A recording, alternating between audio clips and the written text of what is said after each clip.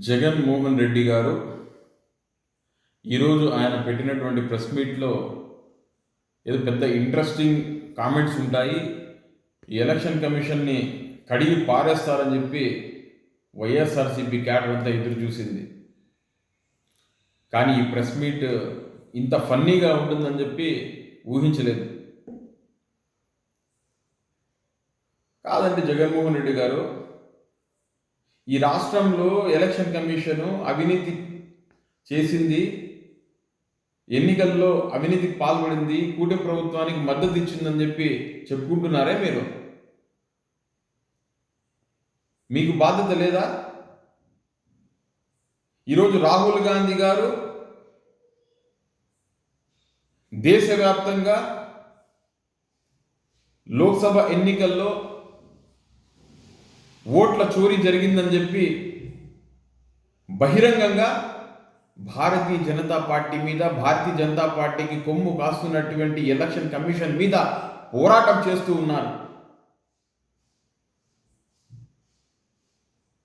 మీరు రాహుల్ గాంధీ గారికి చెప్తారు, రాహుల్ గాంధీ గారు ఆ మనిషి ఆంధ్రప్రదేశ్ గురించి మాట్లాడడం లేదు ఎందుకు అని. నా గురించి మాట్లాడతారు, మాణిక్యం ఠాగూర్ గారు ఆంధ్రప్రదేశ్ గురించి మాట్లాడని చెప్పి మాణిక్యం ఠాగూర్ గారు కూడా చెప్తా ఉన్నారు. మీరు రాహుల్ గాంధీ గారు కర్ణాటకలో ఎలక్షన్ కమిషన్కి వ్యతిరేకంగా ఏర్పాటు చేసినటువంటి నిరసన సభలో ఓట్ చోరీ కేవలం ఒక్క కర్ణాటకలోనే జరగలేదు, మొత్తం దేశంలోని ఉండేటువంటి అన్ని రాష్ట్రాల్లో జరిగింది.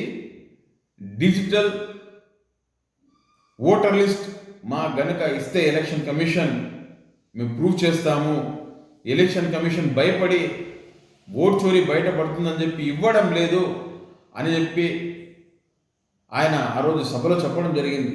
దేశ ప్రజలందరూ కూడా చూడడం జరిగింది. మీరు కూడా చూసింటారు.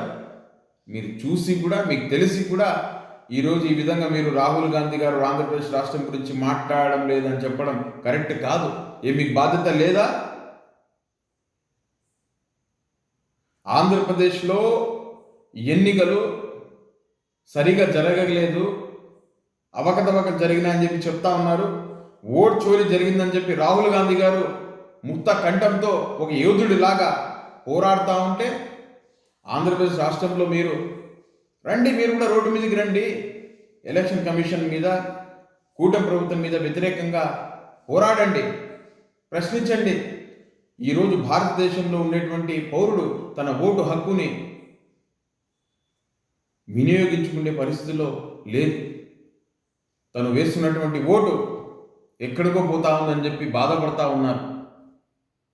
ఈరోజు మీ వైఎస్ఆర్సీపీ చెందినటువంటి నాయకులు, కార్యకర్తలందరూ కూడా రాహుల్ గాంధీ గారి పట్ల ఇంప్రెస్ అయ్యి ఆయన వీడియోలని ట్రోల్ చేస్తూ ఉన్న ప్రతి ఒక్క సోషల్ మీడియా మాధ్యమాల్లో మీరు చూస్తే ఈ విధంగా మాట్లాడడం సబబు కాదని చెప్పి తెలియజేస్తూ ఉన్నాం. అదేవిధంగా రాహుల్ గాంధీ గారు, చంద్రబాబు నాయుడు గారు, రేవంత్ రెడ్డి గారు ఫోన్లలో మాట్లాడుకుంటున్నారు అని చెప్పి చెప్తా ఉన్నారు. ఏం వాళ్ళ ముగ్గురికి మీరే కాన్ఫరెన్స్ కనెక్షన్ ఏమైనా కల్పించినారని చెప్పి మేము అడుగుతున్నా. మీరేమైనా విన్నారా వాళ్ళు మాట్లాడుకోవడం? రాహుల్ గాంధీ గారు రాజకీయాల కోసం, రాజకీయ దాహం కోసం, కాంగ్రెస్ పార్టీ అధికారం కోసం పోరాడడం లేదు. రాహుల్ గాంధీ గారు కేవలం ఈ దేశం యొక్క రాజ్యాంగం కోసం, ఈ దేశంలో రాజ్యాంగాన్ని కాపాడడం కోసం పోరాడుతూ ఉన్నారు. మీలాగా నరేంద్ర మోదీ గారికి లొంగిపోయి, అమిత్ షాతో భయపడుతూ, భారతీయ జనతా పార్టీతో ఏ విధంగా అయితే ఈరోజు ఎలక్షన్ కమిషన్ ఆఫ్ ఇండియా చేరిపోయిందో, ఒక భాగమైందో, అదేవిధంగా మీరు కూడా వాళ్ళలో ఒక భాగమైనారని చెప్పి ఈరోజు తెలియజేస్తూ ఉన్నాం. మీకు చిత్తశుద్ధి ఉంటే, మీకు ధైర్యం ఉంటే, ఎలక్షన్ కమిషన్ మీద పోరాడే దమ్ము ఉంటే ఆంధ్రప్రదేశ్ రాష్ట్రంలో ఒక ఉద్యమాన్ని తీసుకురండి. చేయలేరు మీరు. భారతీయ జనతా పార్టీ అంటే మీకు చాలా ప్రేమ.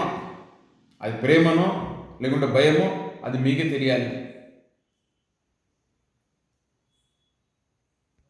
ఏం మాత్రం మీకు రాజ్యాంగం పట్ల గౌరవం ఉన్న మా నాయకురాలు ఆంధ్రప్రదేశ్ రాష్ట్ర అధ్యక్షురాలు శ్రీమతి వైఎస్ షర్మిలారెడ్డి గారు రేపు 14వ తేదీ సాయంత్రం 7 గంటలకు విజయవాడ నడిబొడ్డున కాగడాల ప్రదర్శన చేయబోతున్నారు.